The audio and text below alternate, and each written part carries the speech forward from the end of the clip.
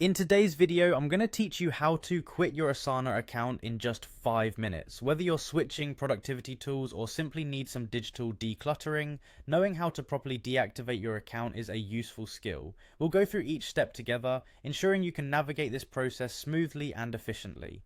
First things first, let's start by opening your web browser and heading over to the Asana login page. You can do this by typing appasana.com into your browser's address bar. Once you've arrived at the site, enter your email address in the space provided. This is the same email address you use to create and access your Asana account.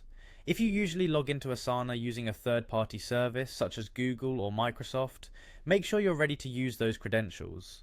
Once you've entered your email, click on the Continue button. This will take you to the next page where you'll be prompted to enter your password.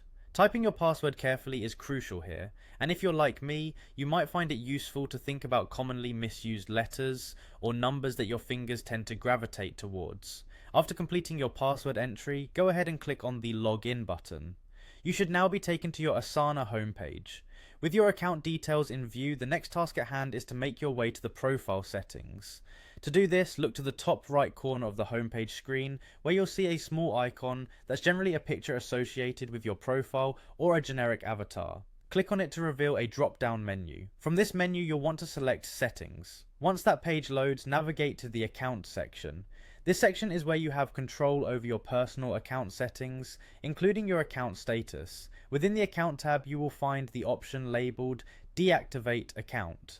Clicking on this option will bring up a confirmation screen. It's here that Asana wants to ensure you're making this decision consciously. You should see a deactivate button on this screen. Clicking deactivate will finalize the process. And there you have it. Your account is now deactivated. Remember, once you've deactivated your account, you won't be able to access any tasks, images, or files associated with it. Make sure you've saved any important information or files elsewhere before proceeding with the deactivation. I hope this guide has made the process straightforward for you, and that you're leaving with a clear understanding of the steps involved. Thank you for watching, and if you have any further questions, feel free to leave them in the comments below. Have a great day.